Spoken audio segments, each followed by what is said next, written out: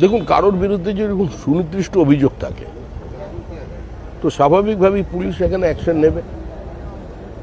অতীতে যারা প্রকাশ্যে খুন করার হুমকি দিয়েছেন, খুনের প্ররোচনা দিয়েছেন, যদি এরকম কেউ থেকে থাকেন আর সেই মামলা যদি পুলিশ চেপে রেখে থাকে, পুলিশ তো কারোর কথায় আটকে রেখেছিল, কারণ এটা তো কোনো স্বায়ত্তশাসিত সংস্থা নয়, তো স্বাভাবিকভাবেই উঠতে পারে।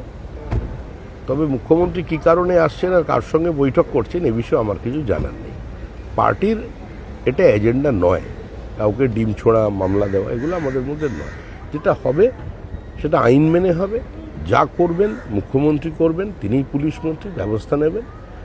আর ডিম ছোঁড়া তো এমনি একটা মোটামুটি অনেক দিন ধরে চলছে, এখনও বন্ধ হয়েছে কিনা, হয়েছে বলে মনে হচ্ছে। আবার একজন আমার সঙ্গে সাংসদ দেখা হয়েছিল, তিনি বলছেন তাকে দেখে ডিম ছুঁড়েছে। তো কী করতে পারি বলুন? চারিদিকে তো ডিমের দোকানে গিয়ে আমি ঘোরাঘুরি করতে পারবো না। সিপিআইএমের আমলে পশ্চিমবঙ্গ ছিল সেফ প্যাসেজ।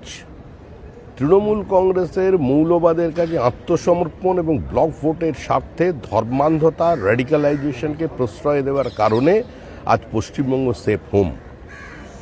এর আগেও খাগড়াগড় ঘটেছে, আইএসআইএসের জঙ্গি ধরা পড়েছে, 26/11 ঘটনার সঙ্গে কলকাতার লিঙ্ক পাওয়া গেছে।